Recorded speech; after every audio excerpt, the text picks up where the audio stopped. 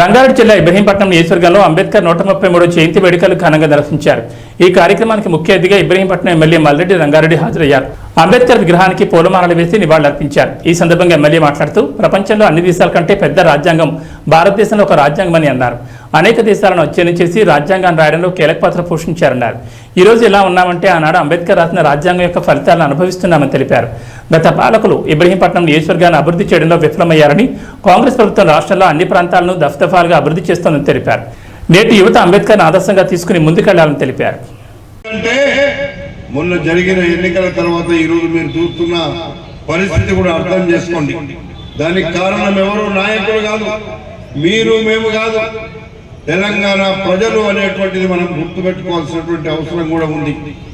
ఈ రోజు ప్రజల అమాయకులు కాదు, ప్రజలలో చైతన్యం వచ్చింది, ప్రజలలో చైతన్యం ఇంకా రావాలి। ఈ ఊరు యువతలో యువకులు ఈరోజు నిలదీసే పరిస్థితిలో ఈరోజు సమాజంలో వచ్చినారు। నిజంగా వాళ్ళను నేను హృదయపూర్వకంగా అభినందిస్తున్నా।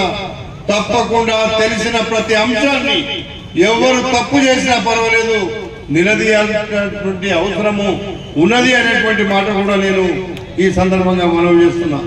అందుకే ఈరోజు మనం బాబాసాహెబ్ అంబేద్కర్ జన్మదినమైన మీరు మాట్లాడినటువంటి కొన్ని మాటల కోసం నేను ఇవన్నీ చెప్పాను తప్ప ఇది రాజకీయ పార్టీలకు సంబంధం లేనటువంటి ఆయన మనస్తత్వం।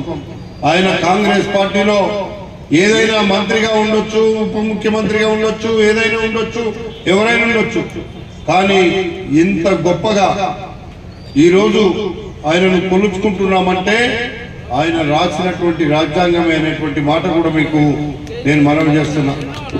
ఏది ఏమైనా రాబోయే రోజుల్లో మన ఇబ్రహీంపట్నం రూపురేఖలు మార్చి అందరికీ వసతులు కల్పించడానికి నా వంతు కృషి తప్పకుండా ఇబ్రహీంపట్నం ప్రజలకు అండగా ఉండడానికి నేను ముందుంటా।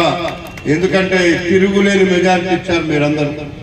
నేను మిమ్మల్ని కలిసినా కలవకపోయినా గుండెల నిండా ప్రేమతో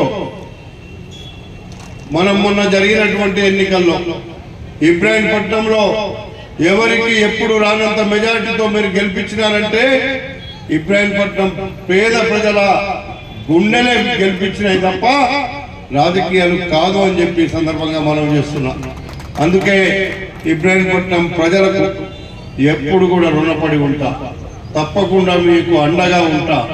మీకు అద్దుమ్మ రాత్రికి ఆపద వస్తే ఇబ్రహీంపట్నం చౌరస్తాలో నిలబడడానికి మల్రెడ్డి రంగారెడ్డి ఎప్పుడు సిద్ధంగా ఉంటాడు। అది ఎప్పుడైనా మీరు గుర్తుపెట్టుకోమని కూడా ఈ సందర్భంగా నేను మనవి చేస్తున్నా।